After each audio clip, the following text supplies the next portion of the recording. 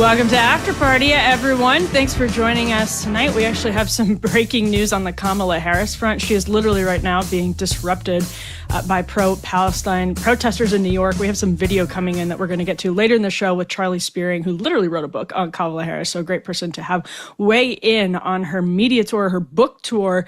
We will get to that towards the end of the show. First, of course, though, there are questions, not just lingering, but pressing, about the safety of all Americans, about the safety of law enforcement, and the safety, particularly, of students on college campuses and speakers on college campuses, as it is now, I believe, 2 weeks today since the tragic assassination of Charlie Kirk at Utah Valley University. We are going to have a report basically live from the front lines from Michael Knowles in just a moment. We're also going to ask Michael Knowles about some comments Hillary Clinton made on Morning Joe today, because why not? I know he never misses an episode of Morning Joe. Also, the Kimmel blackout is not over. Nexstar and Sinclair are not backing down. Conservative consumers are not backing down. So the media welcomed Jimmy Kimmel back into the fold just over the last 24 hours, but he hasn't quite been welcomed back. Absolutely everywhere there was ostensibly anti-ICE violence in Dallas today. We're going to get to that as well. It was an absolutely wild news day. The show just kept stacking up and stacking up. So it brings me great pleasure on this very busy news day to speak with Michael Knowles, who is, of course, host of the Michael Knowles Show, because unlike me here at After Party, Michael couldn't come up with apparently a more creative name than the Michael Knowles Show. Or was it the narcissism, Michael? You know, we batted around Michael Knowles best, and I'm a sucker for a good pun. I thought it was too cute. This face can't pull it off. So we stuck with the plain Jane name. It's a great name, Michael. You know what you're getting when you go into the Michael Knowles Show. But on a more serious note, you were basically the big Turning Point USA returned to campus after what happened at Utah Valley University earlier this week. And I want to just play a little bit of this S8 from your appearance in Minnesota earlier in the week. Please now look at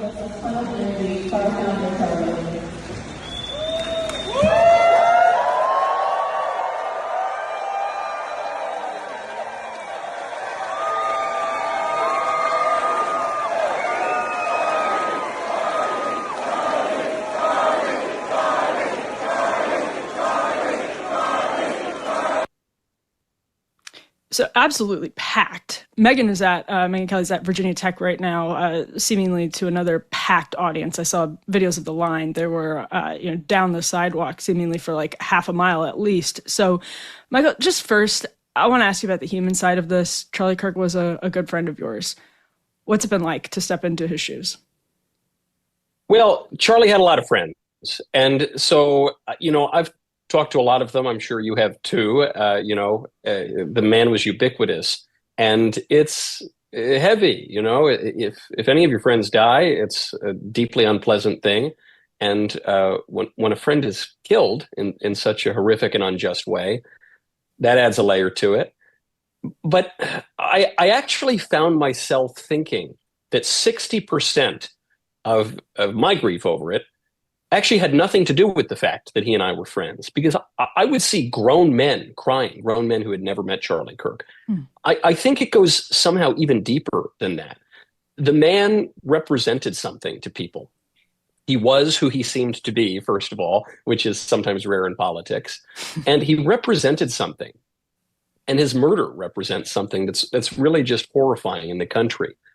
So there's that level. Then on another political level, he was the central figure.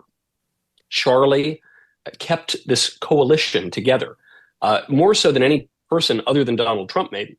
And in some ways, by the way, I think he did so more than Donald Trump, because Trump sometimes picks fights with people, and Charlie did a great job of establishing the limits of what can be a respectable conservative, but allowing for wide discourse within that, supporting a lot of people all around the country. So the reason that I kickstarted the tour again one day after his memorial is because he and I were already scheduled to do an event together at the University of Minnesota. By coincidence, by providence, that was on the docket. And I flew in a number of Charlie's friends have been filling in for his radio show. And I flew in one day last week, right after the vice president did it. And TPUSA asked me, they said, what's happening with your event? I said, you tell me, it's your event, and I'll do whatever you want to do. If you want to go on with it, I would love to do it. If you don't want to go on with it, it's entirely your call. And I agreed with their decision. They said, we have to go on with it. We have to show that we're not afraid. We have to show that the movement moves forward. So just on a personal level, it was so gratifying to see all of the students show up. There were 4,000 people who tried to get into this event. The capacity in the theater was only about 2,700 or so. However, I felt I recovered quickly enough, but I did get a little choked up at the beginning. And I've only ever really gotten choked up when I give one kind of a speech, and it's a eulogy. And this felt in many ways like a eulogy. And so people are grieving and mourning, and they should. It's good to mourn. It's good to grieve. I don't like this happy clappy kind of modern religion that says that we have to just be all smiles. We know, all the Michael. time. We know you don't like it. As you might have noticed my mackerel snapping, traditional sorts of religious icons and relics in the back. I think it's important that we grieve and we recognize this was a grave injustice, and we can have confidence. We can have entrust him to God as he entrusted himself, but we can recognize what a terrible blow this was, and the great challenge that lies ahead to move forward. And before we get to the news, I actually have one more question for you on that 60% of the grief, because you're another one of those guys that pops up in Gen Z's social media feed all of the time. You're a part of the TikTok diet because of all of the debates that you do. And those are really popular on TikTok. This is something that Charlie and the great Ben Shapiro noticed early and capitalized on early, that younger people were looking to see debates where people had a sense of like moral clarity and were able to defend their position, especially from the right, because they weren't getting a lot of that elsewhere. So I'm just curious, what you've learned about how Charlie, but also maybe yourself, people saw, back in the 70s and 80s, these sitcom characters almost as extensions of family, because they had this, it sounds so quaint now, but routine and ritual of sitting down and bringing them into the living rooms. But there's also something very intimate about being constantly on somebody's phone, talking about politics. And I think that's where Charlie's assassination, he was killed in the same screens to many people that they knew him from, whether they liked him or didn't like him. And I'm just wondering, Michael, if you have any thoughts or any lessons you've taken from the last couple of weeks about what you guys who are out there doing these debates mean to people around the country.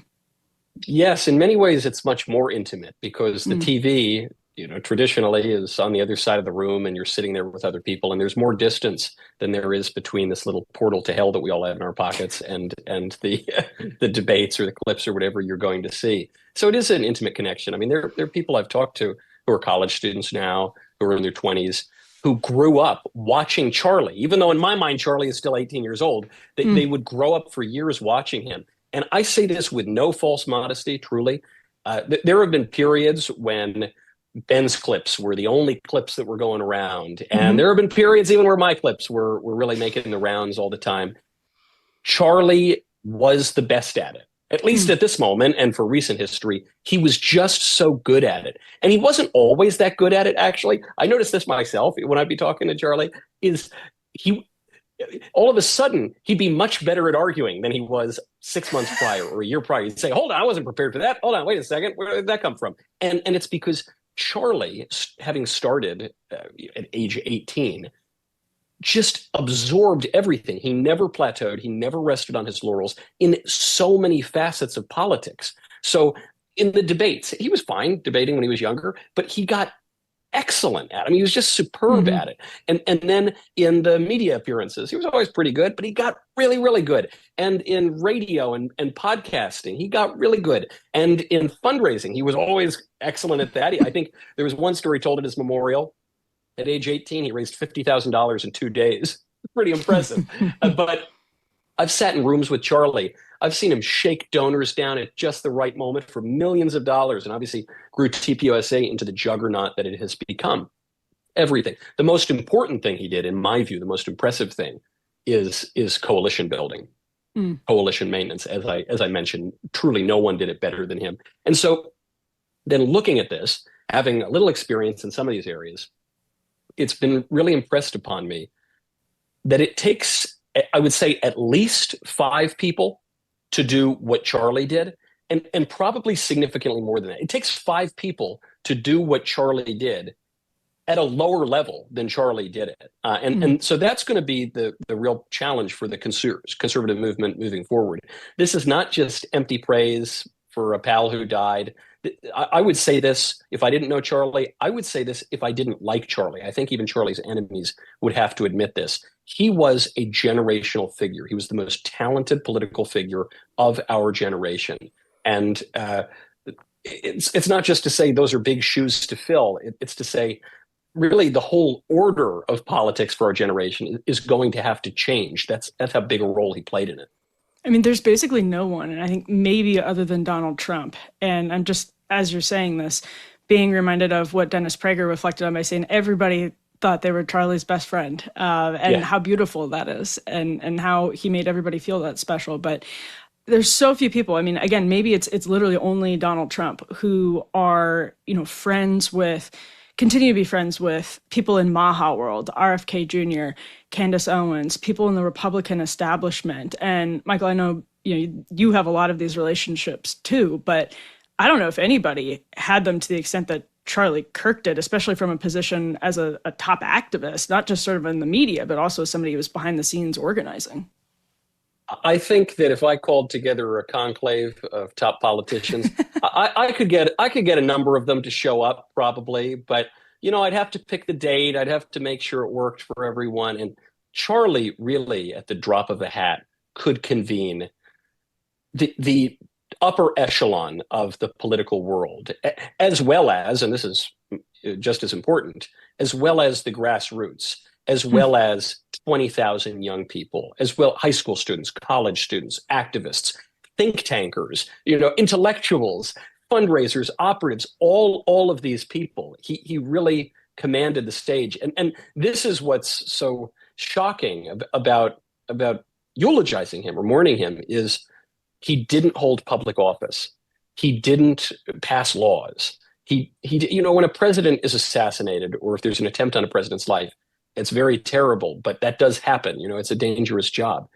But this guy, he just was himself. He would just go and have conversations with people and help friends out and connect people and move the ball forward. And for that, he was killed. And in this way, I understand why the left chose him as a target. They didn't kill him because he was ineffective, and his loss is really incalculable.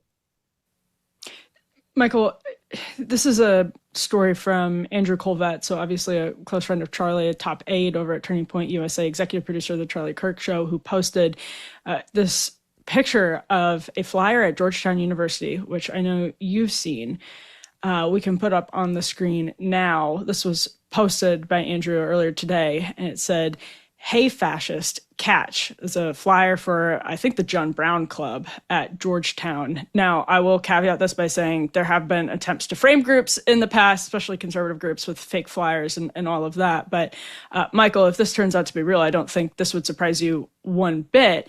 I want to ask what your sense of the safety of conservative speakers and students is right now on campuses. I know that you're in conversations about what that looks like, what security looks like, what the potential threats from people maybe involved with John Brown clubs at different campuses and the like are appearing to be as of right now. So give us some insights. Is it safe for people to be out there? It's safe, but we have to be prudent. The threat is absolutely real, flyer or not. We've seen this for years. A huge surge in left-wing violence, which is often not even listed as political violence. That's how the Democrat Congressman Seth Moulton got away with saying that 3/4 of political violence comes from the right, only 4% comes from the left. Yes, but Michael, the Cato Institute tells us this, and they're on the right. So you see, it must be true. Yes, of course. Yeah, I'll try to be. I'll try to be circumspect in knocking our poor libertarian friends, but unfortunately, they're misunderstanding the situation. And the way that I realized that was, I said those numbers seemed fake. So let me just look to some incidents near and dear to me. For instance, a trans ideologue shot up the Covenant School here in Nashville, left a manifesto, and it was quite clear that she had ideological motivations from the left. That was not considered to be political violence. The authorities declared that just a desire for fame or something. When I was on campus at the University of Pittsburgh debating transgenderism a couple of years ago, two Antifa operatives, hardcore, card-carrying Antifa members who had been stopped at TSA with explosive material on them, who were really part of a terror cell. They showed up. They threw an explosive at the building when we walked on stage and seriously injured a female police officer. One of them is in federal prison right now. That was not listed as political violence. So the way that Seth Moulton arrived at that number, that the left doesn't commit political violence, is when you don't count any of the political violence that the left commits. But you don't even have to take my word for it now. Even The Atlantic is admitting that there is a left-wing terrorism problem that's ticked up in the last 9 years, and especially over the last few years. You can look at the YouGov surveys that have been coming out over the people who identify as very liberal being 8 times as likely as those who identify as very conservative to endorse political violence. There was another survey put out today, also by YouGov, I think with The Economist, which looked at approval of political violence by ideology, but then also by age group. And so when you looked at 60-year-olds plus, senior citizens, conservative, liberal, moderate, they all basically don't support political violence. Moderates were a little bit lower than conservatives, and liberals were a little higher, but it was all basically the same. When you go down to middle age, then the liberals tick up a little bit. The conservatives are lower than the liberals, moderates least of all. When you get to the younger demographic, 18 to 29, I think it was, all of a sudden, the conservatives are the least likely to support political violence, followed by the moderates. The liberals shoot up through the roof. It's about 30% of young liberals. This is backed up by other surveys too. So all of the evidence that we have, our own eyes, the statistics, the crime records, all of it show that political violence today is a left-wing phenomenon, and it's a left-wing phenomenon that is poised to get worse. So that's a long-winded answer to your question, are the students safe? The answer is yes, because we are taking security very seriously. I rolled into Minnesota with a small army, and happily, the Minneapolis Police Department was very good to work with. They took the security very seriously. The universities are undermining this right now. There's a report out that one university has tried to cancel a YAF chapter. Students are protesting, saying that it's unsafe to bring, not a YAF chapter, I'm sorry, a TPUSA chapter. And a group of students is protesting that it's unsafe to bring TPUSA to campus because it imperils the students. Right, it imperils the students because of your side. If you would stop threatening them, perhaps you wouldn't have this problem. And so I think the only way out of that is you have to have President Trump make good on his promise to treat Antifa as a terrorist organization, which is what it is by any definition of terrorism. And you have to vigorously enforce the law. You have to expel people when they threaten violence. You have to arrest people when they commit crimes, when they engage in direct threats. That's the only way this is going to work. There's no kumbaya moment. There's no politics is downstream of culture. You will resolve all of this in the free marketplace of ideas. We had a free marketplace of ideas. The left shot it up, and we have to refortify the marketplace if we're going to have conversations at all. The good old heckler's veto, where people say it's too dangerous to have conservative speech on campus because we simply cannot restrain ourselves around conservatives. Michael, right. Let's actually go into this awful story out of Dallas that appears to be directly relevant to everything you were just talking about. What we know so far is that a shooter from a rooftop who ended up taking their own life shot 3 detainees. Apparently, it seems right now to have been detainees who were being transferred into a bus or in a bus this morning in Dallas. And the shooter's casings were discovered. Kash Patel posted a picture. One of them literally says anti-ice, which is very weird. Before we went to air, Ken Klippenstein, the liberal journalist, posted a story about how he had talked to some friends of the shooter who said the guy hated both political parties, didn't like Trump, was an edgelord, 4chan type of person. So if these reports prove to be true, we might be looking at something a little bit similar to what happened at Utah Valley University. We don't know yet, but here's what J.D. Vance said after the news broke this morning. We got to stop it. We got to condemn it. And that starts, unfortunately, at the very top of the Democratic Party. If you want to stop political violence, stop attacking our law enforcement as the Gestapo. If you want to stop political violence, stop telling your supporters that everybody who disagrees with you is a Nazi. If you want to stop political violence, look in the mirror. That's the way that we stop political violence in this country, and we've got to do it. Okay, so Michael, Vice President Vance took some heat today for when we were learning of this, making the jump that it had been related to all of the threats against ICE. There have been very real threats against ICE, which has been thrust into this position by the Biden administration, by the way, that flooded the country with migrants that most Americans wanted to see some measure of deportation, maybe disagreement on what measure of deportation, but ICE now finds itself saddled with this monumental task. And people, there's this amazing supercut of MSNBC, people were comparing ICE to the Gestapo. Well, what do you think is going to happen? Do you see this immediately being connected, Michael? If I were a gambling man, all of the evidence certainly points in that direction. Unlike Jimmy Kimmel, I suppose I won't try to rush to conclusions or outright lie, as Jimmy Kimmel did. But it would appear that all of the evidence we have suggests this guy was anti-ICE and took it into his hands to try to kill them, which is unsurprising when, as the vice president pointed out, you have top Democrat politicians calling ICE the Gestapo. What is the semantic value of calling ICE the Gestapo? What is the semantic value of calling someone a Nazi? It is to justify their murder. That's simply what it means. The term Nazi is to say the worst type of person on earth against whom any kind of offense would be justified. And so they know what they're doing. They say that intentionally. I mean, you've seen this all the way up to the level of Joe Biden, who said with regard to Donald Trump that he posed an existential threat to the country. If Trump posed an existential threat to the country, that would justify his assassination. That would in fact put the assassin in the position of someone defending the country and defending himself. So you've seen this irresponsible rhetoric almost exclusively from the left for many years now. But even just turn to Gavin Newsom in California. Gavin Newsom is trying to pass a law that would try to murder ICE agents. He's trying to pass a law that would force ICE agents to take their masks off. This is pretty rich because Gavin Newsom made 2-year-olds mask to go on airplanes. Gavin Newsom, made his entire state mask up over the Wuhan flu. But now all of a sudden he's anti-mask. Why are the ICE agents wearing masks in the first place? It's not because they're afraid of the Wu flu. It's because they're being doxxed. It's because they're being threatened. They're being identified by terrorists, both of the Tren de Aragua variety and also of the Antifa variety. And Gavin Newsom, who's not a dumb man, he's Governor American Psycho, Governor Patrick Bateman, but he's fairly intelligent. He knows what he's doing. He's saying, take your mask off. In fact, he even asked, what are you so afraid of? And the answer is clear. We're afraid of being doxxed by your terrorists. And Newsom's trying to push ahead with that ridiculous law anyway that can go nowhere. He has no right to pass it.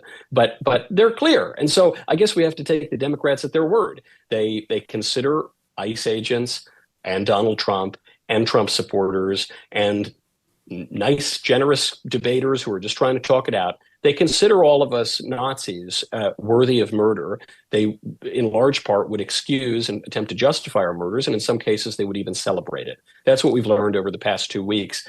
And so we have to proceed accordingly. We have to reestablish some kind of order in this country, or the left is going to cause it to spin out of control. I was going to make an American Psycho joke, but then you pivoted back to a very serious point, and I think you stepped on my please, I would hate Knowles. to step on a good. I would hate. I was gonna say he needs to be identified in stories now, not as D California, but D Dorcia. It sounds a lot worse. He finally got his reservation. Yes. Yes, he finally got it. That man loves Huey Newton. All right, we have more with Knowles coming up in just one moment. But first, if you, like me, are looking to support more made in the USA manufacturing this year, whether it's home decor, clothing, or furniture, we all know it's very, very difficult to find high-quality products that are not made overseas. A recent Forbes report revealed that annual earnings for small businesses across the U.S. have dropped by over 75% since 2023. Small businesses in this country, we all know this, are struggling to stay afloat. And with the likes of Amazon and Target dominating the market, it is no wonder That's where a warehouse comes in, your one-stop shop for artisanal home goods made exclusively by small businesses. With hundreds of products to choose from, they're deeply committed to supporting American manufacturers. Their easy-to-navigate online marketplace lets you browse a wide range of independent makers, and you can feel good knowing that your purchase supports real people and small family-run businesses. A warehouse believes that true luxury is not about fancy labels or big brand names. It's about the dedication, creativity, and care that goes into every product. How great is that? Help a Warehouse hit their goal of supporting over 100 small businesses this year. Head to awarehouseshop.com and use code PARTY for 15% off your first order. That's awarehouseshop.com, code PARTY. We're back now with Michael Knowles, host of the Michael Knowles Show.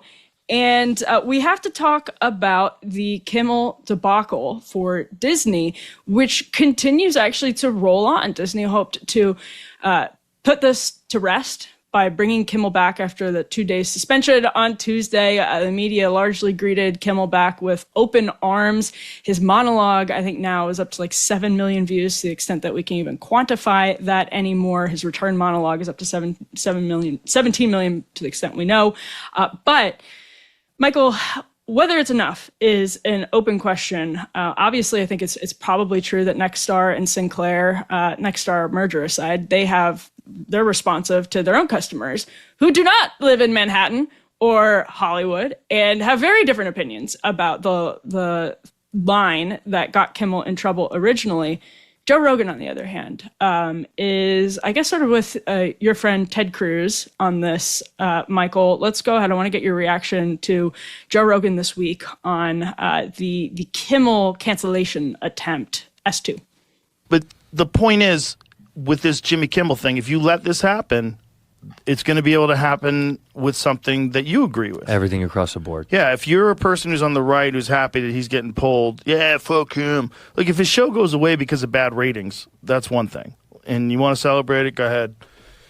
But you don't want it to happen this way, kids. You don't want to give that kind of power away all of a sudden. You know, and people could say, well, they've always had that power, and it's true. And look, the FCC fined Howard Stern a fucking preposterous amount of money. You know, Howard Stern was doing shit on the radio that no one had ever even thought about doing. Michael, it occurs to me you wrote a book about this. You were sort of the skunk at the garden party during the explosion of free speech awareness on the right, saying, hold on, guys, what do we mean by free speech? So what's your reaction here to Joe Rogan? I want to put that in my Twitter bio. I was a skunk at the garden party when it comes to free speech. I was, and I feel somewhat vindicated because Joe agreed there. Mm-hmm. He said what a lot of people say, which is, well, you know, if we give this power away, then by golly, they might use it against us someday. But then he immediately corrected himself because he's an intelligent, perceptive person. And he said, well, I guess you'd probably say they already have this power. And yes, of course they do. Of course.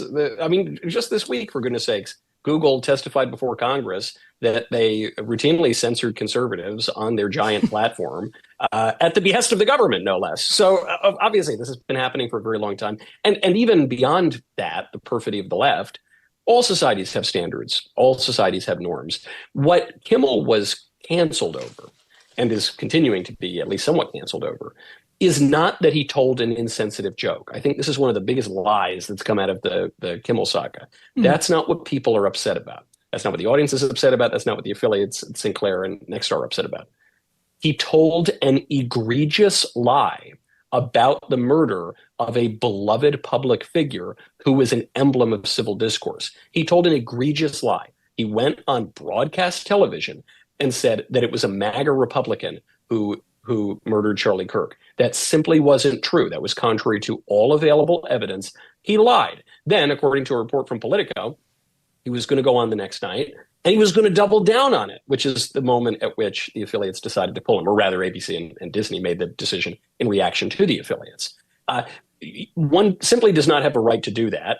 And audiences certainly don't want to hear that. Furthermore, when he goes on, and he's getting a lot of attention right now because everyone's talking about what a terrible job he did, that I think will go away if he simply remains a YouTube comedian. But what did he do? He came on and he fake apologized. He lied again. He lied about the lie that he told. He said it was maybe an ill-timed or insensitive comment. That wasn't the issue. It's that he lied. He said he didn't mean to blame one group over another. That's not true. He blamed the Republicans, which was false. Forget about blaming one group over the other. He blamed the wrong group. And then third, he said that it was just a deranged individual who had no connections to other groups. That's also a lie. He wrote Antifa slogans on the bullets. He confessed his left-wing ideological motivations, allegedly, in a text chain to his trans furry boyfriend. I don't think the guy was a Burkean conservative. So it was a complete crocodile tears-filled non-apology. And then more offensive even than that, he brings up Erica Kirk. And he says, Erica Kirk's forgiveness of her husband's murderer was so beautiful. It was so gracious. It was a great moment of forgiveness. And if you're a Christian, you should really love these forgiving, gracious moments. The not so subtle subtext being, Erica Kirk demonstrated Christian forgiveness, so give me my show back or you're a fake Christian. That was what he was telling to his audience. And he even had the temerity to say, if you're a follower of Jesus, as I am, or are you, Jimmy? Are you? Oh, okay. I'll leave that between you and the big guy. I'm a little skeptical.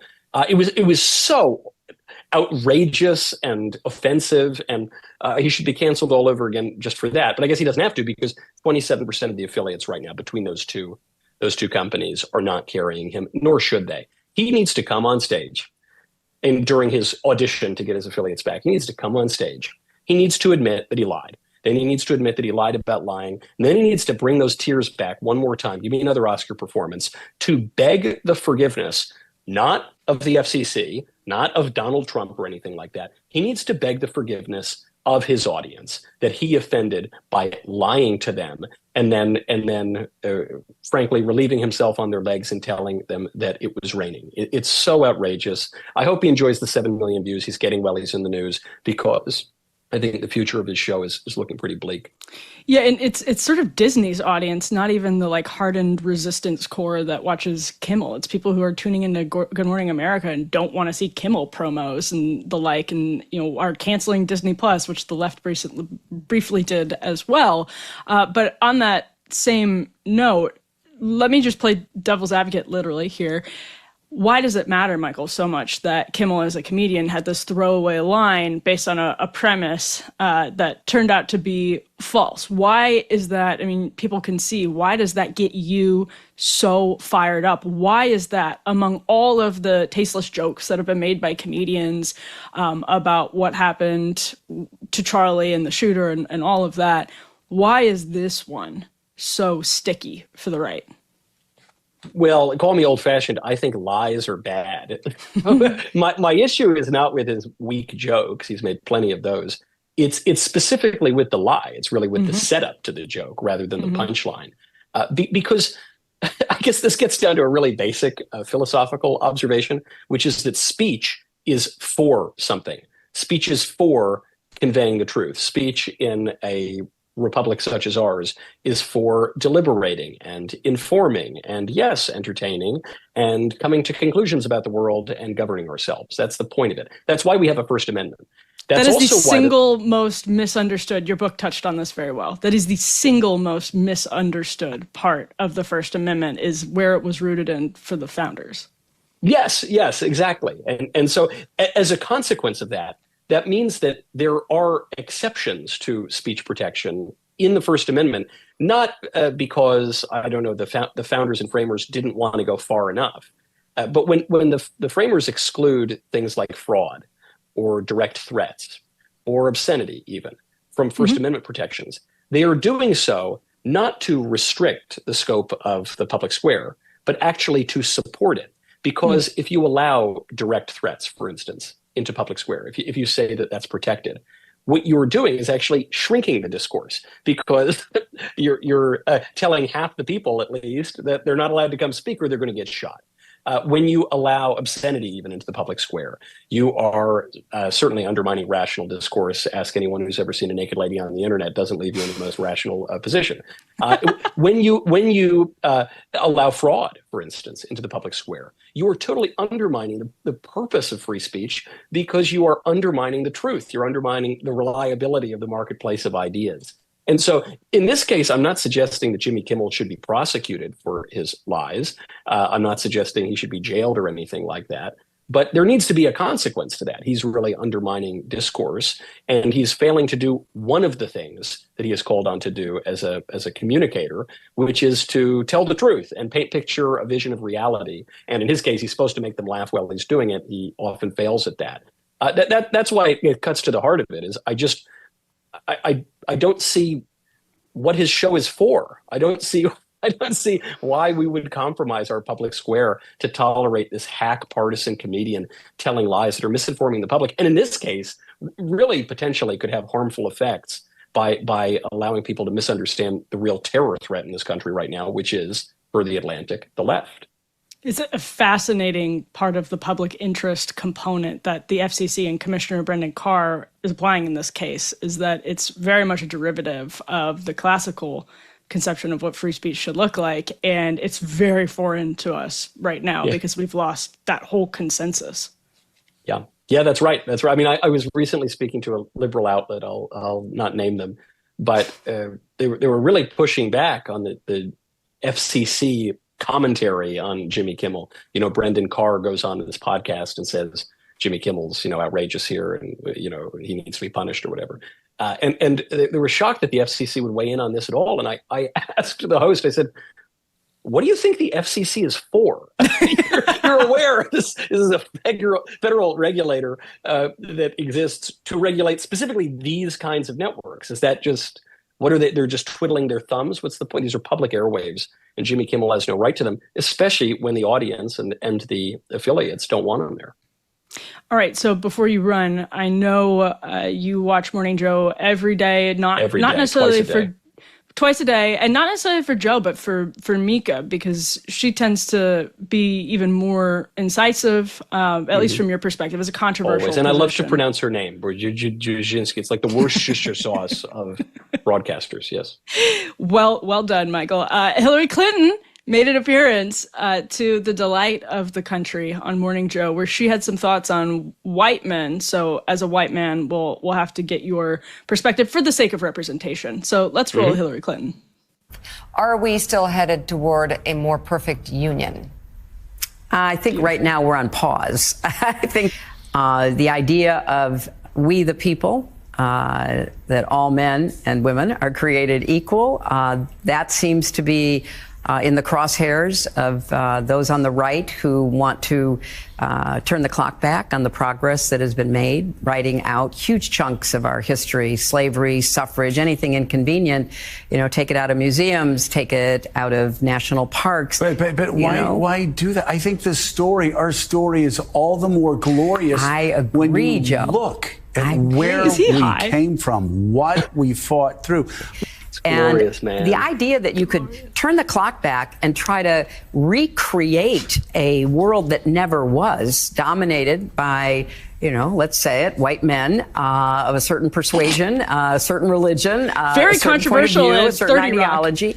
It's just doing such damage to what we should be aiming for. And we were on the path toward that. I mean, imperfectly, lots of, bumps along the way, but I agree with you. We were on the right trajectory.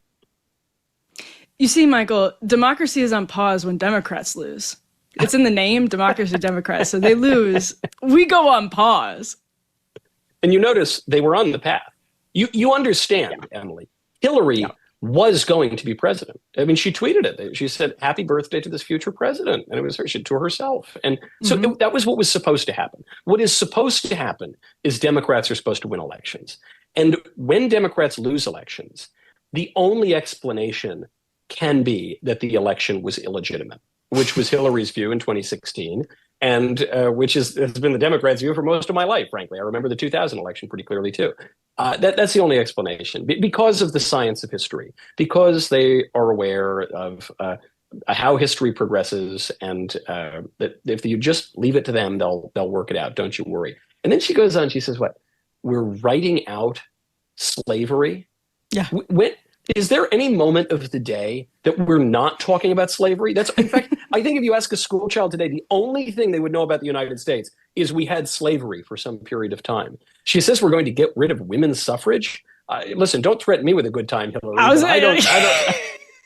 I don't think that's true. I don't really see that. I actually have a suggestion that we take the votes away from the young single women who vote for Democrats and then give extra votes to the married women, especially in the Midwest, who vote for Republicans. That's my compromise. It'd be very bipartisan. Although even on that point, Trump won 40% of women under the age of 30 in 2024. So I guess the question I would have for Hillary Clinton is, how do you explain the perfidy of those white Christian men, the men of a certain religion, to the historic number of black guys who voted for Trump, to the 46% of Hispanics who voted for Trump, to the large numbers of women who voted for Trump, including, as I mentioned, the most pro-Democrat cohort, women under 30, still got 40% of them, to the young voters who swung almost 50% toward Trump, 10-point swing, and largely due to Charlie Kirk, as a matter of fact, to take us all the way back to the top of the show.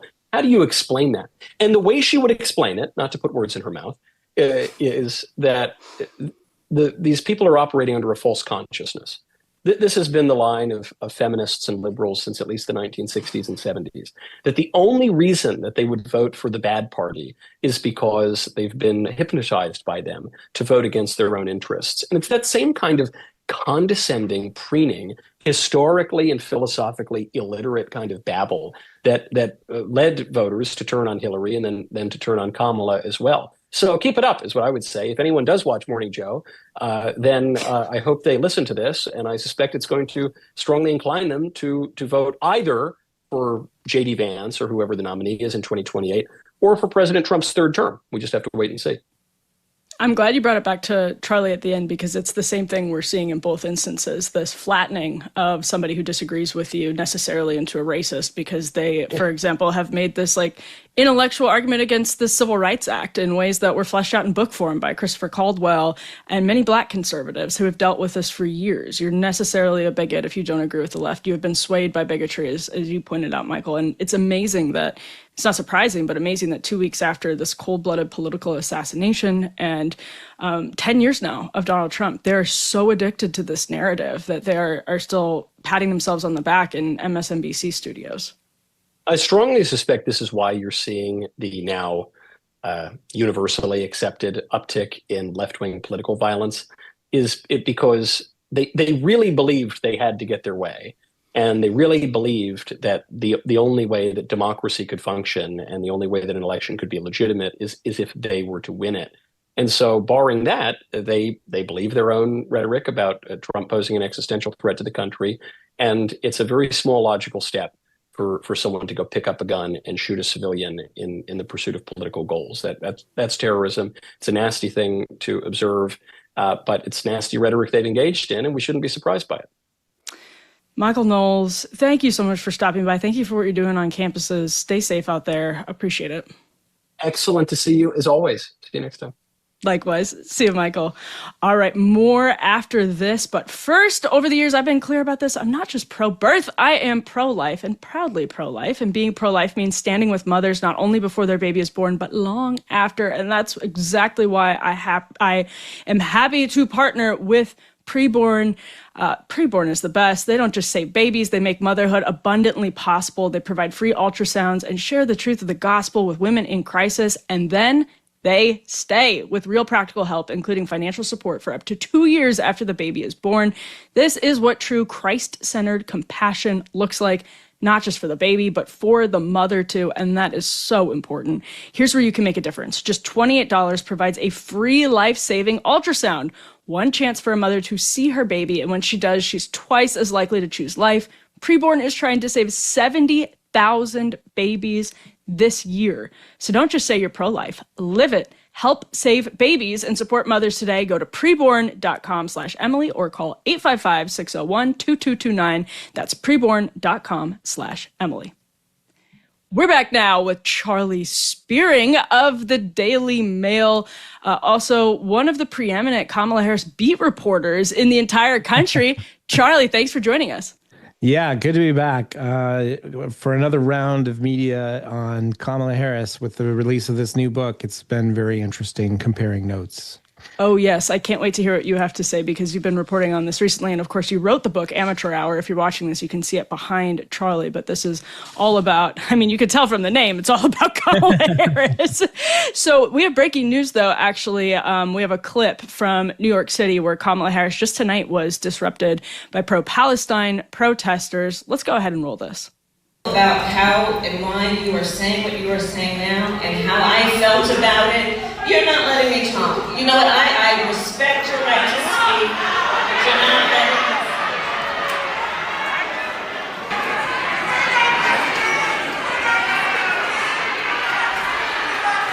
Wait. Let's bring it.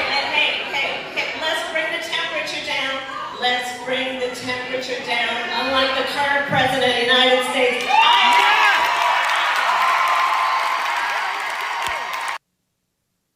I suspect Kamala Harris is going to be very pleased with that moment. If you're listening to this and not watching it, she stood up from her chair, walked to the front of the stage, and started saying, let's turn this temperature down. But Charlie, this will not satisfy the many, many people in the Democratic Party who are very upset with the Harris policy on Gaza, the Biden-Harris policy on Gaza, the way Harris handled it on the campaign trail. So just give us your quick reaction.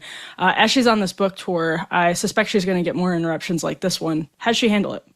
Yeah, I think so. And what's interesting is the reason this is kind of happening and Harris has to step up and take care of it herself is because Donald Trump took away her Secret Service protection. So that really makes it tough for her to secure this 15-city book tour that's basically, rolls out the welcome mat for any kind of protester, especially the Gaza protesters. Look, they want to make sure that anybody who wants to run the Democratic Party is very critical of Israel and also, willing to call out, to speak up against, the violence in Gaza and to take it very seriously. And they're just laying the groundwork for the midterms and also for, the 2028 presidential election.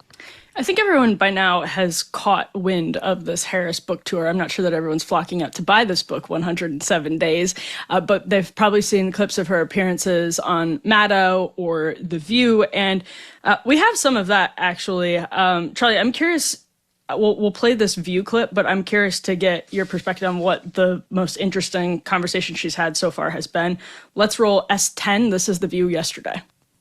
And by the way, another piece of what is unprecedented and a bit historical about that race, it is the closest presidential race in the 21st century in terms of the outcome. Wow. The closest. Say that again, because he likes to say over and over again he's got a mandate. And that's part of why I wrote this book, because history will talk about this race. It is part of American history. And it was important to me that when history is written, that my voice be present about what that experience is. So that's, of course, not true. This is the closest to the 21st century by electoral vote margin or popular vote margin. Charlie, The View is where she got in trouble. They addressed this a little bit, but actually her approval rating started dipping in the election after that infamous View appearance where she really struggled to distance herself from Joe Biden. She's been getting a really friendly reception from Rachel Maddow, The View. Some softball, hardballs, like it's a hardball, but it's actually thrown as a softball.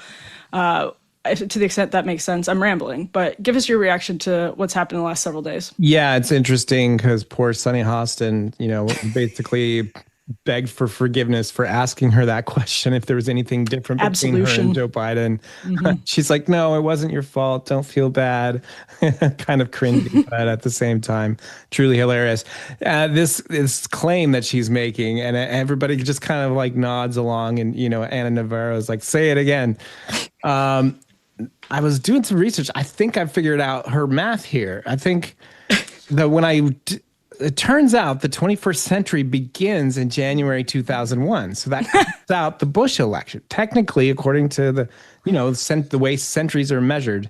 So that cuts out the 2000, which is the closest election in modern history, I believe. I think Florida was decided by just 537 votes.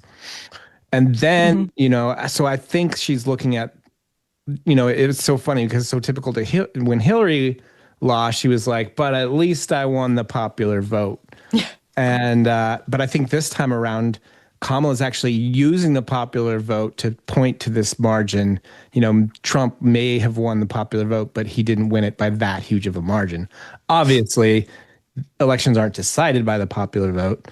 Trump won the Electoral College over 312 over Kamala's 226. So that's just a smashing victory. You can't deny that. And winning the popular vote over Kamala was just icing on the cake. Joe Biden won 306 to 232. So Biden did better than Kamala, of course.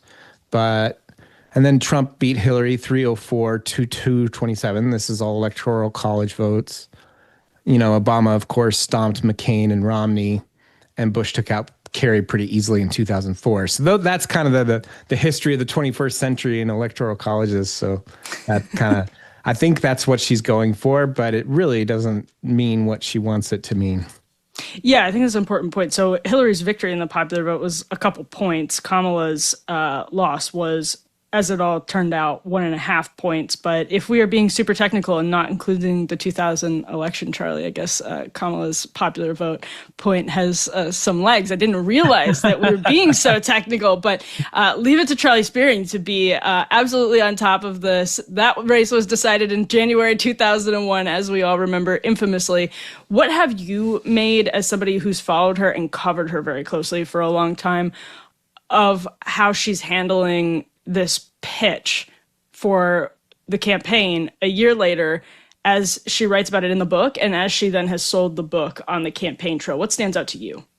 Well, the biggest is obviously she's very focused on the 107 days, the title of the book, arguing that if she had just had more time, she could have won, and she dealt a bad hand and it's not her fault. We all know that she started off really strong, and after about maybe 50 days, that's when she started to fade. Once voters learned more about her, once they learned more about her positions, once she started doing more interviews, she started sagging in the polls. They knew that. She knew that.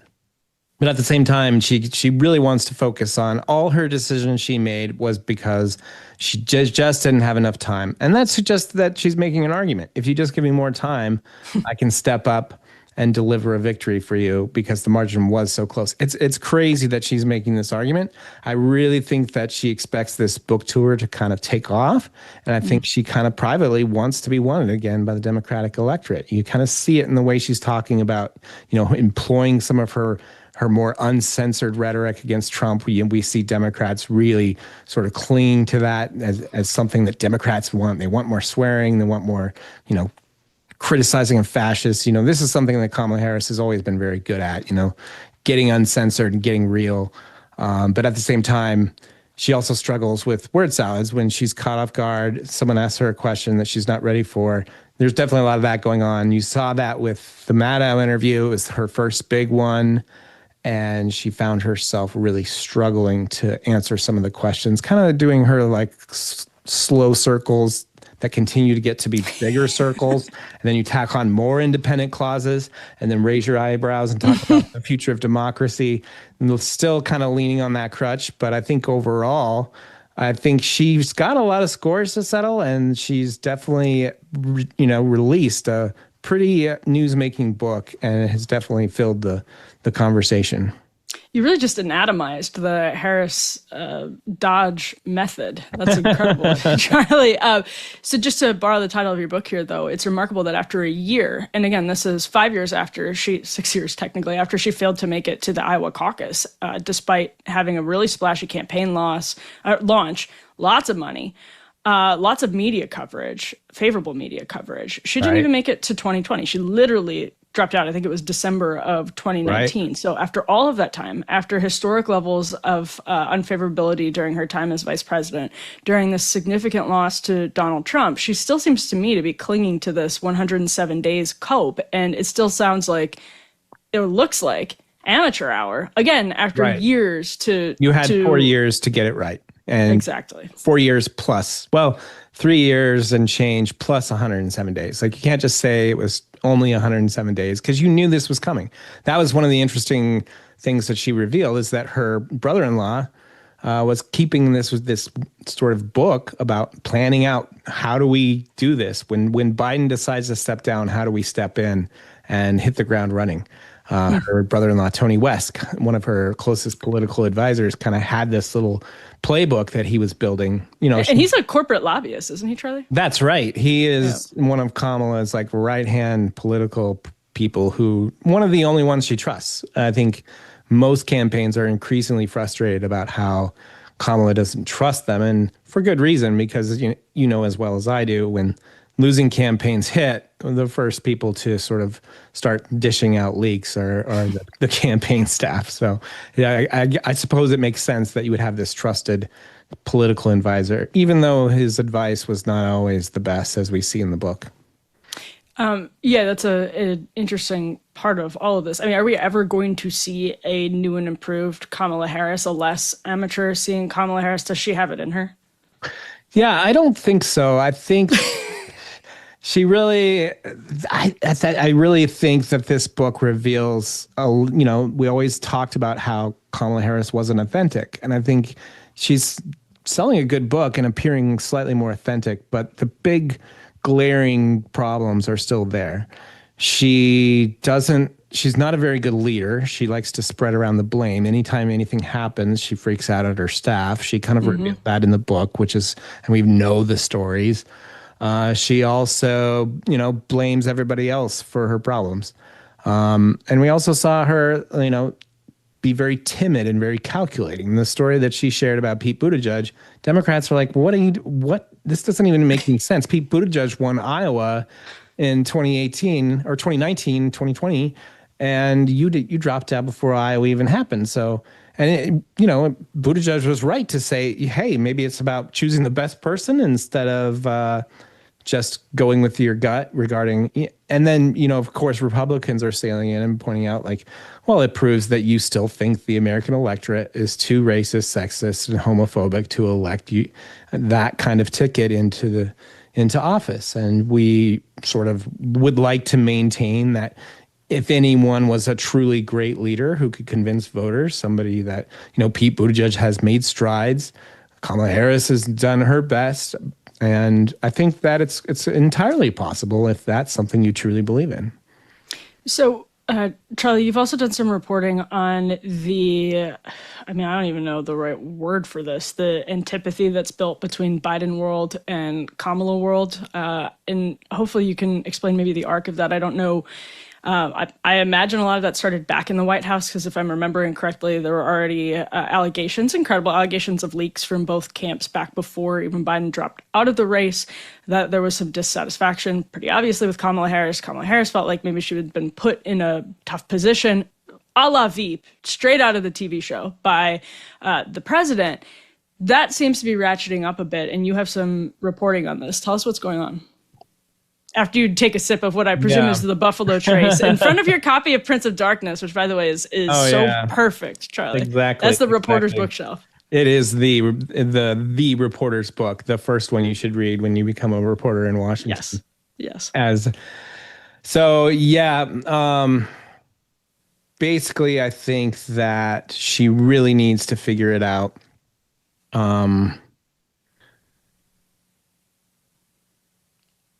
I think that what I've been learning behind the scenes, and a lot of Biden sources are starting to start talking again. There's a lot of people who were kind of restrained from sharing their true feelings about Kamala Harris when I wrote the book, because they were trying to be on the same team, but they are not happy about this sort of perceived grievances, and the idea that they were never around to defend her is just absurd. I mean, I covered the White House. Most people who covered the White House were like, yeah, I distinctly remember Jen Psaki standing up for Kamala Harris in this moment. And yes, Karine Jean-Pierre read something out of a binder in defense of Kamala Harris. And, they both said that, Kamala Harris is focused on root causes here. So that idea the Biden team is very unhappy with. And so they're really starting to push back against that idea. This time they don't have any restraint, and Kamala's team is likewise doesn't have any restraint. We see, Jamie Harrison, a Kamala Harris ally who ran the DNC, being much more aggressive on social media. So I think that everybody wants to air this out. And I think that they're fine doing it. You know, it's not quite time for the midterms. So I've even spoken to some Kamala Harris advisors that are like, you know, this is healthy to have these conversations that we held back for so long. Maybe this could be, you know, good for the party. I find that hard to believe, but I think that some people are putting the best face on it. Oh, that's so interesting. And the Biden question is just going to continue to dog absolutely everyone because it looms large in the minds of voters. I think Marie Gluesenkamp-Perez, Democrat from Washington, recently told Real Clear Politics, she might have said it somewhere else as well, that she's still hearing from people in her district about what happened with Joe Biden, what's going on with so many seemingly incapacitated elderly members of Congress.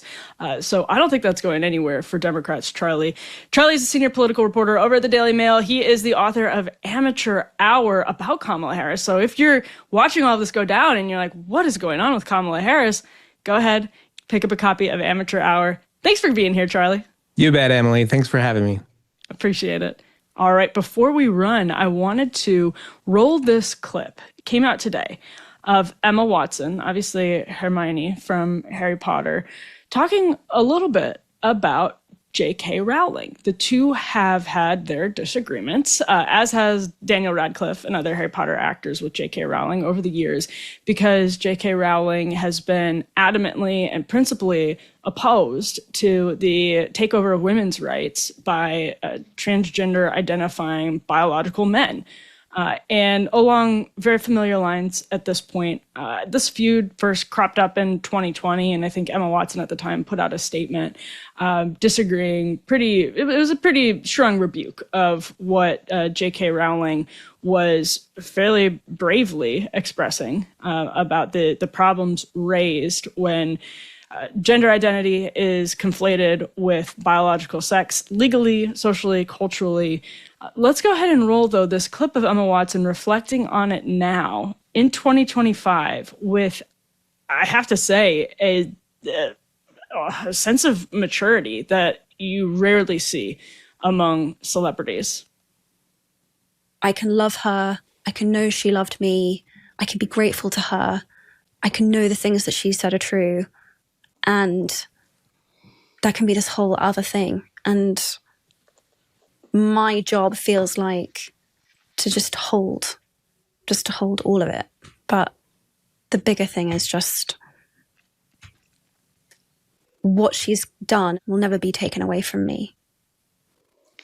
So obviously she's using very cringe, like therapeutic language in the clip about how she just has to hold. It brings us back to Ariana Grande and the Wicked press tour, of course, holding space. But apart from that, this is maybe indicative not just of Emma Watson's maturity, but of a cultural maturity that we've, since all of the early social media upheaval, and don't get me wrong, I'm not saying social media upheaval is going anywhere, but one of the trends that we cover here is whether people in the public eye, whether news outlets, whether media, Hollywood are able to adapt to some of these changes. And as cancel culture was snowballing, really after algorithms started to dictate social media feeds, so from Twitter and Facebook at the time, that was changing everything in ways we were not prepared for. We went from the literal timelines, which still, of course, were intersecting with the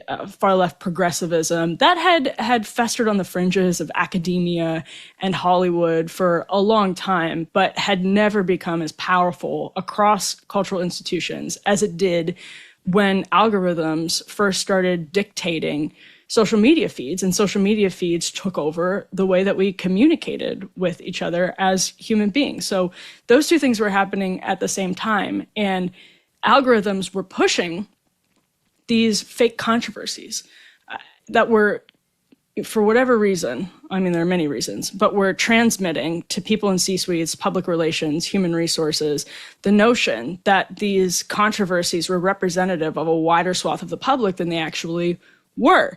Don't get me wrong, I still think, we've talked about this on the show many times, people, particularly in my generation, millennials, Emma Watson, are very far left on social, cultural issues in a way that's going to cause strife for years to come.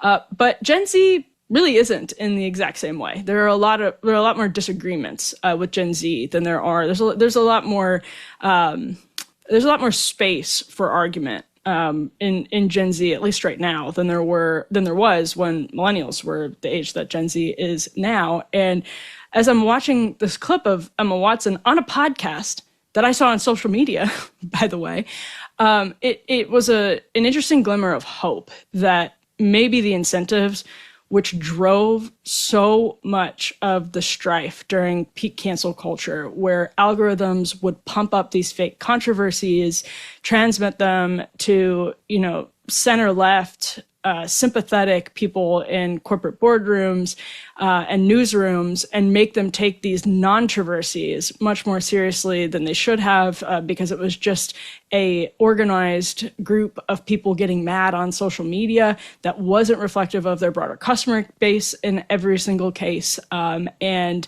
it drove people to react in ways that weren't entirely constructive. And what I just heard in Emma Watson's statement was a reflection. It's so obvious. It was made by the right for years and the kind of heterodox center-left for years, that people are complicated.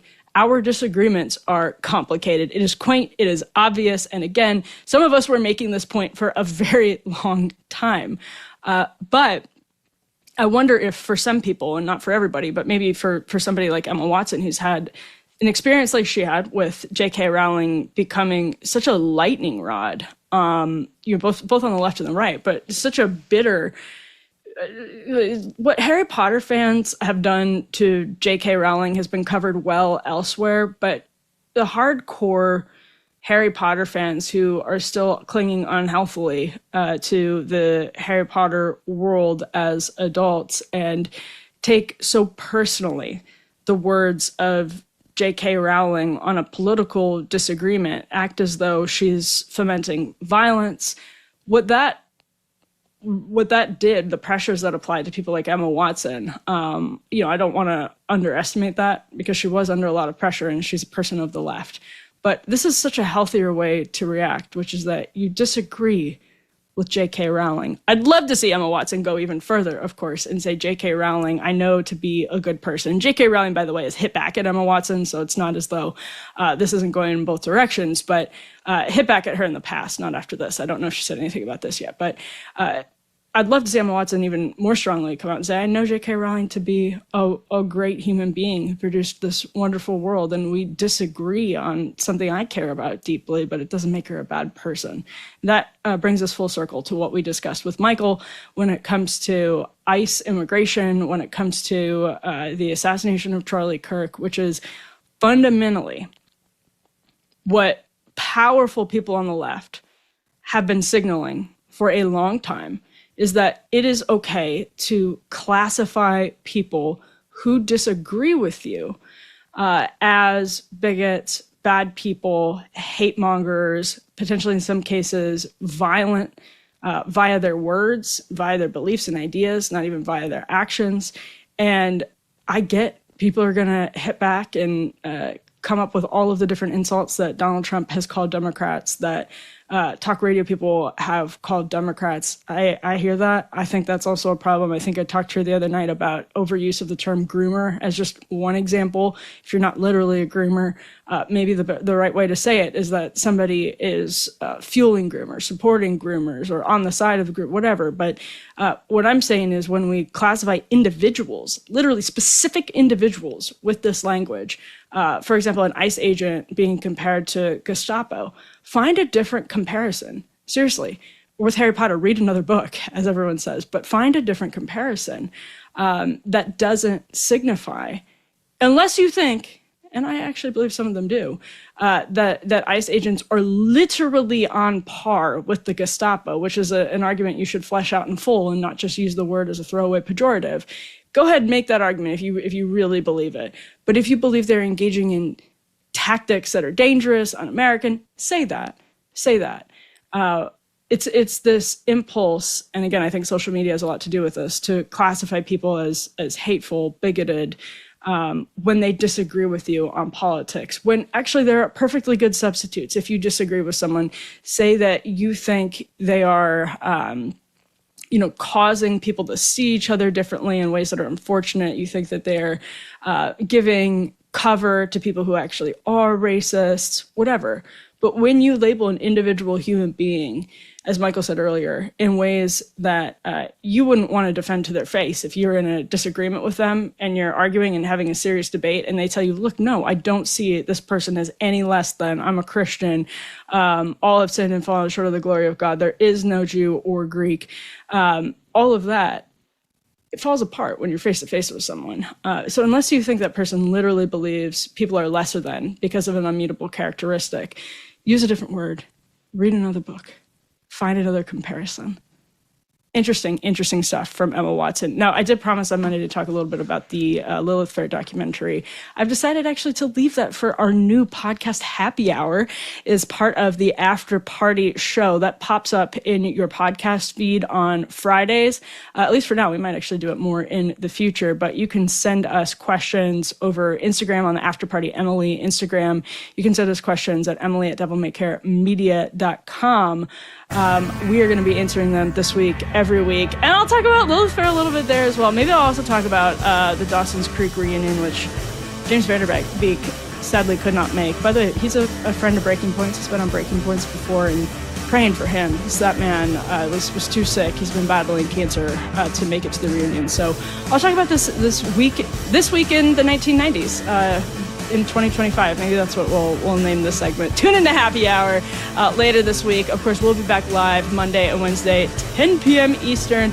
Next week, we have some great guests lined up in the future, so I'll see you then.